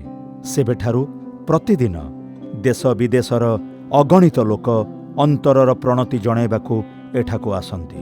शांति शक्ति और प्रेरणा रे उज्जीवित होई सेमाने फेरी जाती। आणि इथे येऊन मला खूप शांत वाटते आहे, सुख शांति समाधान वाटते आहे। रामकृष्ण मिशन हमारे काছে आश्रय। रामकृष्ण मिशन हमरा लेल भगवान माता पिता एवं संसार सब कुछ हमरा लेल।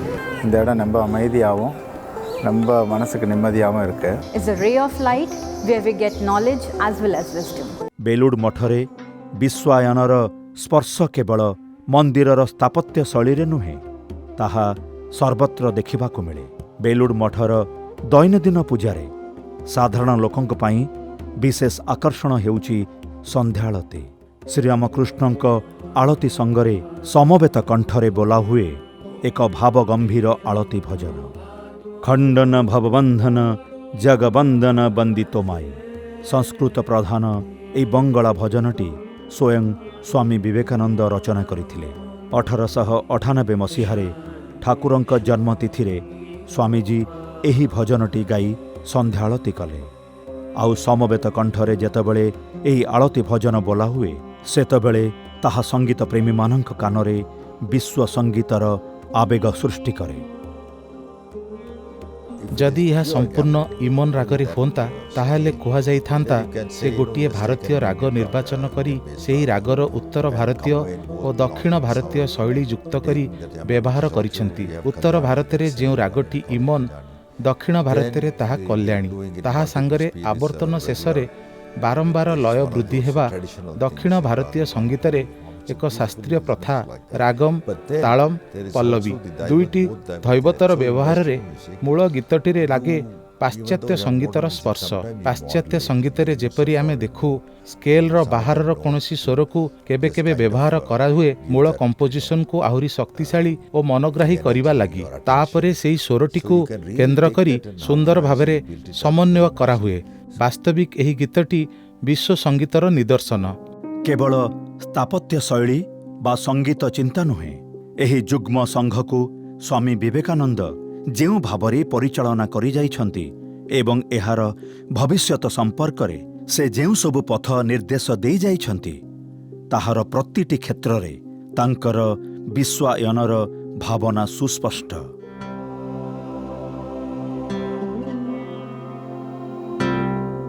ଅନ୍ୟାନ୍ୟ ରାଜ୍ୟ ପରି ରାମକୃଷ୍ଣ ମଠ ଓ ମିଶନ ଓଡ଼ିଶାର 7ଟି ଶାଖା କେନ୍ଦ୍ର ମାଧ୍ୟମରେ ବିଭିନ୍ନ ଆଧ୍ୟାତ୍ମିକ ଓ ସେବାମୂଳକ କାର୍ଯ୍ୟ ପରିଚାଳନା କରିଚାଲିଛି। ଭୁବନେଶ୍ୱରର ଆଧ୍ୟାତ୍ମିକ ପରିବେଶର ମାହାତ୍ମ୍ୟ ଉପଲବ୍ଧି କରି ଏଠାରେ ଗୋଟିଏ ମଠ ସ୍ଥାପନ କରିବା ପାଇଁ ସ୍ୱାମୀ ବ୍ରହ୍ମାନନ୍ଦ ମନସ୍ଥ କଲେ। 1919 ମସିହା ଅକ୍ଟୋବର 31 ତାରିଖରେ ଏହି ମଠ ସେ ପ୍ରତିଷ୍ଠା କରିଥିଲେ।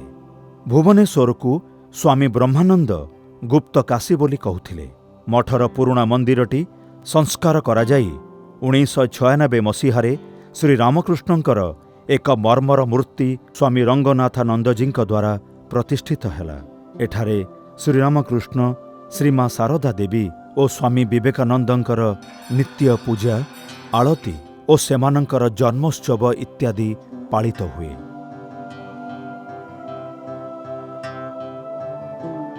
ଏଠାରୁ ରାମକୃଷ୍ଣ, ଶାରଦା ଦେବୀ, ବିବେକାନନ୍ଦ ବିଷୟକ ଓ ବିଭିନ୍ନ ଶାସ୍ତ୍ରାଦି ପୁସ୍ତକ ଓଡ଼ିଆ ଭାଷାରେ ପ୍ରକାଶିତ ହୁଏ। ଓଡ଼ିଶାରେ ରାମକୃଷ୍ଣ ମଠ ଓ ମିଶନର 7ଟି କେନ୍ଦ୍ର ରହିଛି।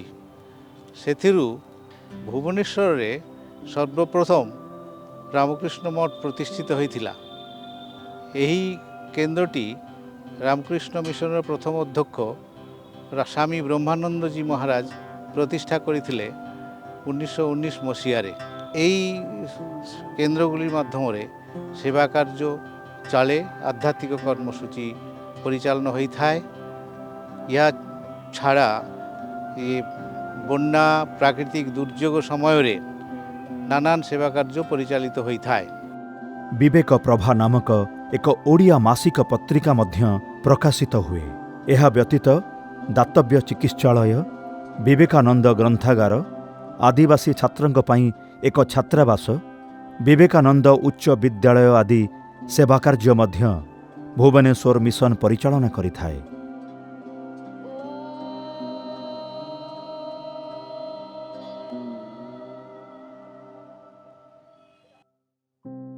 ଏଥିସହିତ ବିଭିନ୍ନ ତ୍ରାଣ କାର୍ଯ୍ୟ, ଯୁବ ସମ୍ମେଳନ ଆଦି ମଧ୍ୟ ହୋଇଥାଏ। 1911 ମସିହାରେ ଶ୍ରୀରାମକୃଷ୍ଣଙ୍କ ଗୃହୀଭକ୍ତ ବଳରାମ ବସୁଙ୍କ ପୁତ୍ର ରାମକୃଷ୍ଣ ବସୁଙ୍କ ଦ୍ୱାରା ପ୍ରଦତ୍ତ ଜମିରେ 1932 ମସିହାରେ ପୁରୀ ମଠର ଗୃହ ନିର୍ମାଣ ହେଲା। ପରେ ସେଠାରେ ସ୍ୱାମୀ ଶଙ୍କରାନନ୍ଦ ମହାରାଜ, ଠାକୁର, ମା, ସ୍ୱାମୀଜୀ, ସ୍ୱାମୀ ବ୍ରହ୍ମାନନ୍ଦ ଓ ଶ୍ରୀ ଜଗନ୍ନାଥ ଦେବଙ୍କ ଫଟୋ ପ୍ରତିଷ୍ଠା କରି ନିତ୍ୟ ପୂଜାର ପ୍ରଚଳନ କଲେ। ଏଠାରେ ମଧ୍ୟ ବିଭିନ୍ନ ସେବାମୂଳକ କାର୍ଯ୍ୟ ଚାଲିଛି, ଯଥା ଏକ ଦାତବ୍ୟ ଚିକିତ୍ସାଳୟ, ଝିଅମାନଙ୍କ ପାଇଁ टेलरिंग शिक्षा और वर्षर विभिन्न समय त्राण कार्यादि एठारे होइथाए।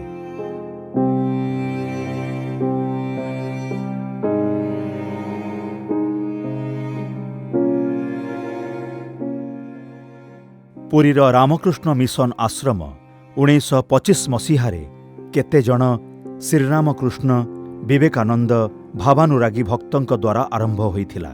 परे 1944 मसीहारे एहा बेलूर मठर अंतर्भुक्त हैला। एठारे मध्य आदिवासी छात्र मानक पई एक छात्रावास अछि। एहा व्यतीत भ्राम्यमाण चिकित्सा केन्द्र, एक लाइब्रेरी, विभिन्न समय त्राण कार्य, युव सम्मेलन आदि सेवामूलक कार्य हुए।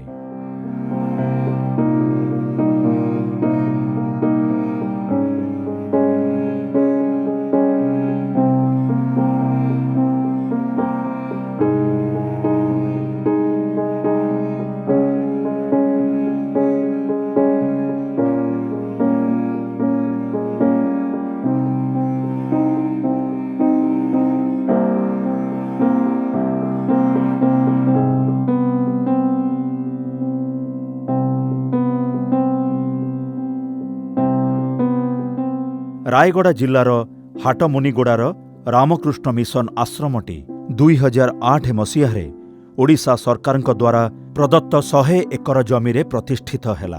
एही केन्द्रटी विशेष करी आदिवासी पिलामानंकर शिक्षा पाई समर्पित। एहा एक आवासिक CBSE शिक्षानुष्ठान। एठारे पंचमरु द्वादश श्रेणी पर्यंत शिक्षा दिया जाए। एठारे गोटिए दातव्य चिकित्सालय एवं गोटिए भोकेशनल ट्रेनिंग सेंटर मध्य रहिछि। 1000 छात्रंक पई उद्दिष्ट विद्यालयर 700 छात्र 2टी छात्रावासरे संपूर्ण मागणारे बास करती और शिक्षा लाभ करती।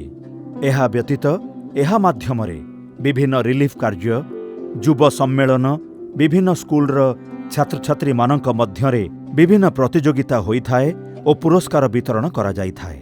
रामकृष्ण मिशनर एही शाखा केन्द्र राज्य सरकारंकर सक्रिय सहयोगितार 2008 मसीहारे स्थापित हुए।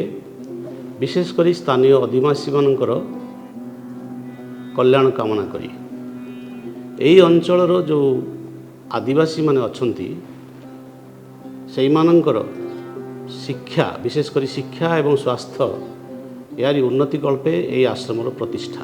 एही लक्ष्य आमर जो स्कूल टी ना चलीची से स्कूल रे 700 आवासिक आदिवासी छात्र माने रहंती, जो मानकर समस्त दायित्व आश्रम बहन करे।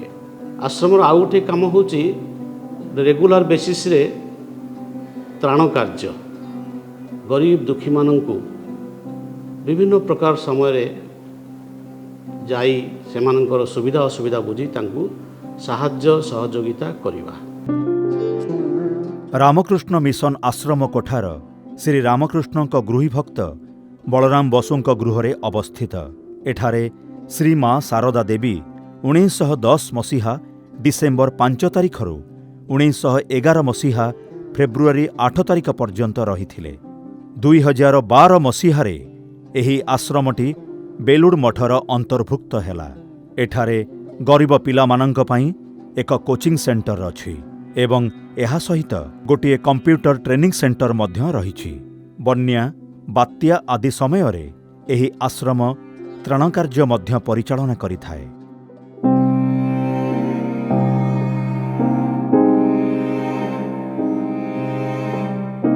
श्री रामकृष्ण विवेकानंद भाव प्रचार समिति कटक 2016 मसीहारे रामकृष्ण मिशनर अंतर्भुक्त हैला और रामकृष्ण मिशन कटक नामरे नामित हैला। एहा प्रथमे रामकृष्ण मिशन भुवनेश्वरर शाखा केन्द्र भावरे थिला। परे 2018 मसीहारे एहा एक स्वतंत्र केन्द्र हैला। आमर एटा मिशन रामकृष्ण मिशन हेबा पूर्वरु विवेकानंद भाव प्रचार समिति भावे परिचित थिला 1990 मसीहारु 2016 मसीहा नवेम्बर 11 तारिख रे बेलूर मठ जहाँ कि आमर हेडक्वार्टर आमको रामकृष्ण मिशन भावे परिचित हैला। बेलूर मठ एटा गुनेला तापरे आमे 2 जन साधु एठी रहितिलु। एबे आमर एठी 4-4टी एक्टिविटी चलीछि आश्रम रे। प्रथम होची स्पिरिचुअल एक्टिविटीज, सेकेंड होची सोशल एक्टिविटीज, थर्ड होची educational activities and health activities. एठारे गरीब छात्रमानंक पई एक कोचिंग सेंटर, दातव्य चिकित्सालय, पाठागार, रिलीफ कार्य, कंबल वस्त्रादि वितरण इत्यादि सेवा कार्य हुए। श्री रामकृष्ण संघ राउरकेला 1978 मसीहारे आरंभ होइथिला एवं एहा 2019 मसीहारे रामकृष्ण मिशनर एक शाखा केन्द्र भावरे अंतर्भुक्त हेला। एठारे श्री रामकृष्णंकर एक विशाल मंदिर अछि, जेउठारे नित्य पूजा और आळती होइथाए। विभिन्न सेवामूलक कार्य मध्यरे कंबल और वस्त्र वितरण, युव सम्मेलन इत्यादि कार्य होइथाए। रामकृष्ण मिशन सारा पृथ्वी रे एक नवधर्मर आंदोलन, जहाँ को तुमे कहिपार वेदांत आंदोलन अथवा ए मूवमेंट ऑफ इनक्लूसिवनेस। श्रीमा शारदा देवी कहिछंती, समस्ते मोर आपणार, केही पर नुहंती। एही इनक्लूसिवनेस रे कौनसी भेदभाव नहीं, कौनसी प्रकारर एक्सक्लूसन नहीं। श्री रामकृष्ण निज जीवन रे सकल धर्म साधन करी एही सिद्धांत रे उपनीत हेले जे सकल धर्म सत्य एवं सेमाने समस्ते गोटे लक्ष्य को नहीं जानती। श्री रामकृष्ण मध्यरे समन्वयर भाव सबुठारु बेसी गुरुत्वपूर्ण। से जहाँ किछि कहिछंती, जहाँ किछि करिछंती, सबुथिरे समन्वय रहिछि। आज समग्र पृथ्वी रे एही श्री रामकृष्ण भाव आंदोलनर तरंग उछुली पड़ुछि।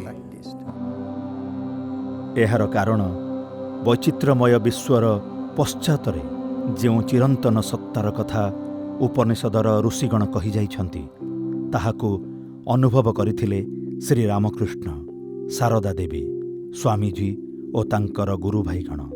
तेणु सेमानंकर चिंतारे केवल रहिछि ग्रहण, एथिरे वर्जनर कौनसी चिन्ह नाही। वसुधैव कुटुंबकम, समग्र जगत ही मोर आत्मीय। एहा हेला रामकृष्ण मठ और मिशनर बाणी।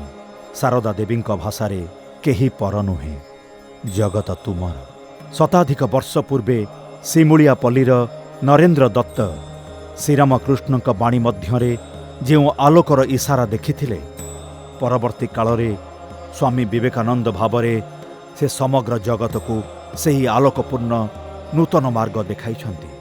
सही मार्ग त्यागर मार्ग और सेवार मार्ग, सही मार्ग आत्मविश्वासर मार्ग, आत्मनिर्भरतार मार्ग, सही मार्ग समग्र मानव समाज को आत्मार आत्मीय बोली जानिबार मार्ग। आज रामकृष्ण मिशनर 125तम वर्षरे बेलुड़ मठरे प्रवाहमान गंगा को साक्षी रखी एही उपलब्धि दृढ़ हुए जे श्री रामकृष्णंकर सही आलोक को स्वामीजी उदार हस्तरे असंख्य प्राणरे संचारित करुछंती, जेउ माने कि एक उन्नत भविष्यतर लक्ष्य सेमानंकर जीवन देई हृदय देई एही पृथ्वीर शुश्रूषा करि चलिछंती।